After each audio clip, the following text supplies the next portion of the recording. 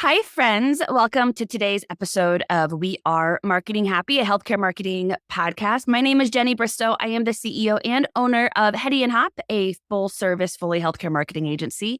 And I am so excited today to be joined by two fabulous members of the Hedy Hopp team. We have Lindsey Brown, who is the Director of Activation, and Julia Pitlyk, who is Hedy Hopp's Director of Marketing. Welcome, ladies. Hi, good morning. I am so thrilled to jump in today. We've been talking so much about privacy. It feels really good to change gears. One of the things that our team gets really excited about is thinking about patient acquisition efforts. And we've been having lots of conversation about paid media strategies going into the new calendar year.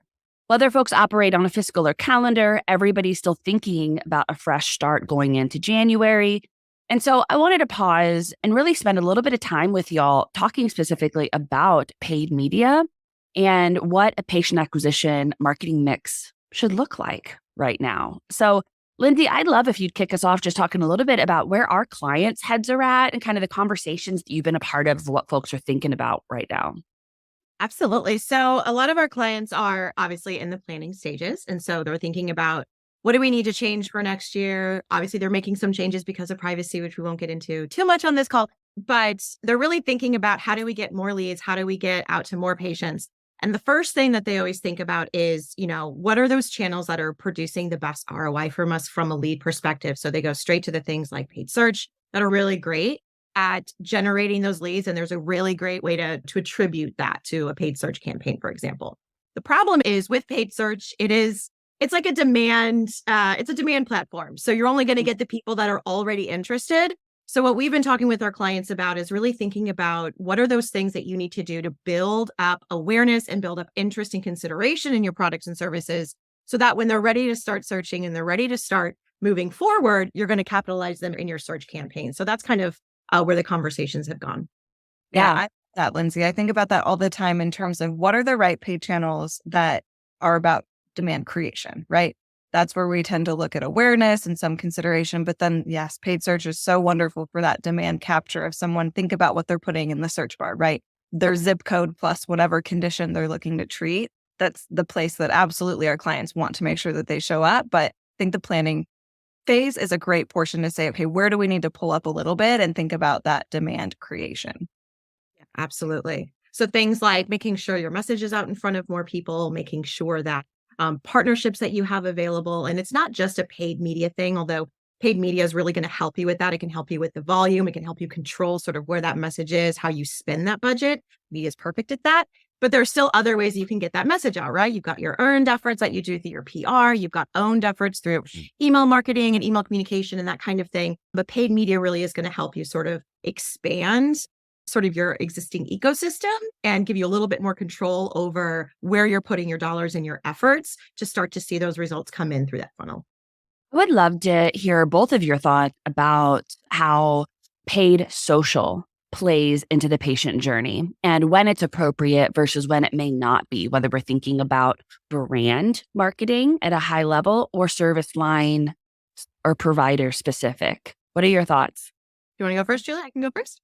So from a paid social perspective, it's a good question because there are so many social platforms. 5-10 years ago, we were thinking about, it's just Facebook. And then, okay, it's Twitter. And then, okay, it's these other things. Now there's a million different paid social platforms. So I think first and foremost, you want to make sure that the platforms that you're in is actually where your audience is. So a lot of times our clients will just say they want to be in Facebook because they have a Facebook account, but maybe their audience actually isn't active on Facebook. And they're more Instagram people. They're more TikTok people. They're more Snapchat type people. Just kind of depends on who you're looking for. So you want to make sure, number one, that you're going to find your audience there in order to return that and get those better results and performance from your campaigns. But I think that paid is really supplemental to your overall social efforts. And this is also something I think that marketers kind of end up siloing a little bit. We've talked about on previous podcasts where just because it's the paid team that's running that show doesn't mean it's in a silo with what you're doing with your social efforts overall. So if you want to have a paid social campaign, first and foremost, you have to have some sort of social presence because you want to gain some traction with your potential followers or your potential patients, potential customers. And then those paid efforts can kind of supplement and get them to do something else, like get them to your site to sign up for something, get them to your site to download a application or something like that. that organic efforts may not really do. So you have to think about it in what you're doing from an organic and owned perspective, and then using social or paid part of that to help supplement those efforts and drive to an actual action. I don't know, Julia, what do you think? What are your thoughts? Yeah, totally agree. And I love paid social from really sort of that awareness. And again, I'm going to probably say this a million times, that demand creation standpoint. And Jenny, to your question, I think it can work from sort of an overall, let's say we're talking about a hospital or health system, some overall awareness. But I think you can also talk to it from a service line specific type of demand creation. My challenge to our clients, and I think a challenge that when you're getting into planning mode to think about, is how can you really get creative with the creative formats that paid social channels are allowing you to play with these days, compared to something like paid search, where you're pretty darn limited. It's a lot of text based. You got to really play back those keywords and have some of those dynamic sort of search ads going on. Paid social really allows you to storytell.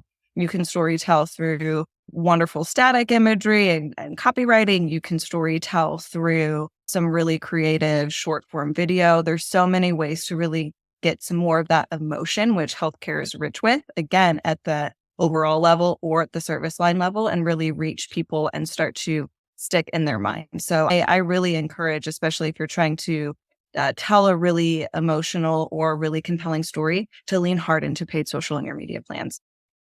Yeah, totally agree. I love that it's like it can be more creative. You can be more creative. And especially as we're talking specifically about patient acquisition, you're talking to real people and real consumers. And so they want to see things that are interesting and relevant to them, things that kind of make them stop and think, because the long scroll is a real thing. We do it for hours and hours a day. You've got to find a way to cut through that. And so using social media in that way is really beneficial. And then again, from a paid perspective, it allows you to kind of broaden your net, increase your user base, and then drive to more specific actions so you can start to see some really great results.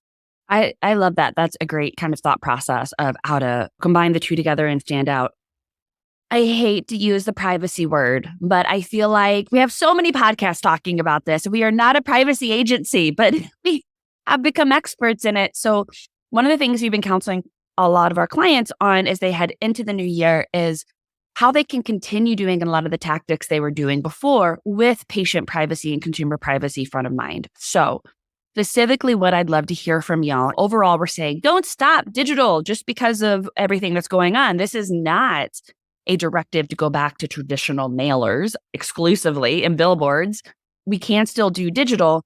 I specifically want to talk about social media targeting and the new rule of not really feeding the beast. So I'd love if, Lindsey, if you could give just a concise explanation of how can you still do social and targeting effectively, yet still be complying with all of the new privacy guidelines. Yeah, I will try to be concise. I have a hard time being concise sometimes. I'm going to do my best. All right. So from a social media specifically perspective, a lot of that feeding the beast comes from using things like targeting lookalike audiences. So that's what we called feeding the beast. In social media, that is one way. It's a simple way to be able to optimize in real time your marketing efforts, right? But if we don't have the pixels on the site because we know that's a not compliant way to move forward and we want to cut those off, that means that there really isn't that learning that's going on specifically from users on your site. But there's still learning that's going on within the platform itself. So for example, when Julia talked about storytelling a little bit earlier, one way that you can leverage something like Facebook and storytelling and still get to better targeting without using your site visitors or your site data is to just retarget within the Facebook platform. Let's say you have a series of videos. You want to tell a 4-step process or a 4-step story, And you start with your first one. And then those that have seen the first one, now you can target them with the second video. And then you can target with the third video. Now you start to build in more of that story. And you can do that all within the platform itself without having to use a pixel, without having to use any data from your website. So there's still ways to get more targeted within those platforms, to leverage the targeting capabilities within the platform itself. They're all available without the pixel. Sometimes I really think that those pixels are helping those platforms more than they're actually helping marketers, because they're learning more than really we're learning as marketers. So I really think that, again, you can stick to what's available within the platform. And some of those platforms do have really great ways to target depending on what your audience is and what you're trying to achieve. So for example, let's say that a provider is trying to target for mammography campaigns. They're doing a free breast exam through the month of November. You can use the Facebook or the Meta targeting to target women over the age of 40 that live within your zip codes, right? That's the kind of stuff that is still available that I think a lot of folks are just thinking is off the table. Like, oh, we can't do any targeting anymore. We just have to like spray and pray, like the old school marketing, right? Like that's not how it is anymore. Like you can still do targeting just using Facebook's targeting situations. Julia, thoughts?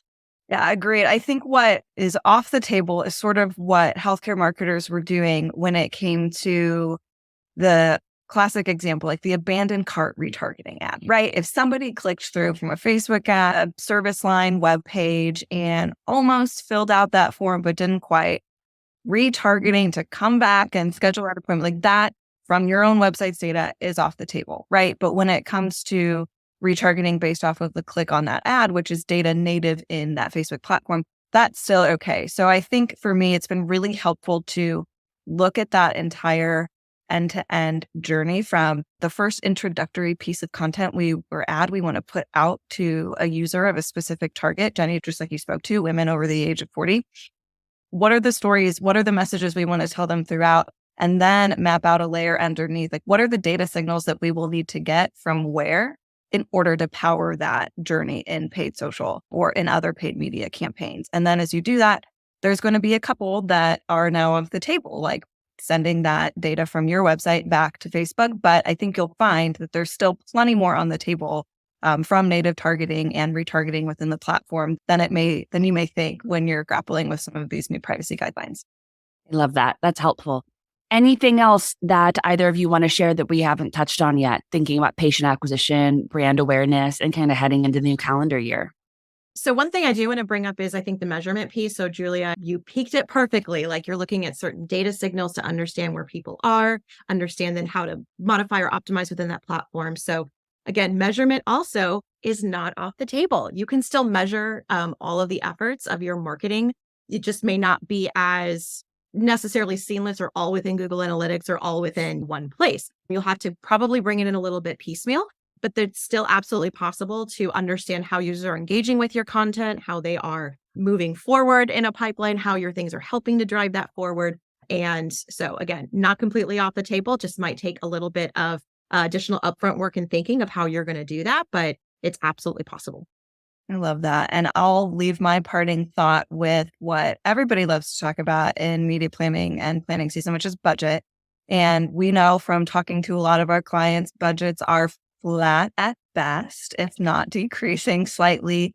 But then there's also do brand awareness, market these new service lines. Let's experiment in a couple other channels. Like, how do you grapple with a flat or shrinking budget and all of these different objectives? One of the things that I've found successful, especially with working with leadership who maybe has new ideas about new channels or things that they want to test and learn, is take a classic kind of 80-20 or maybe even 90-10 model when it comes to your budget. Make sure you're allocating as much as possible within reason to the channels that work. Ideally, you know that they work because you have some really great measurement plans like Lindsey just spoke to.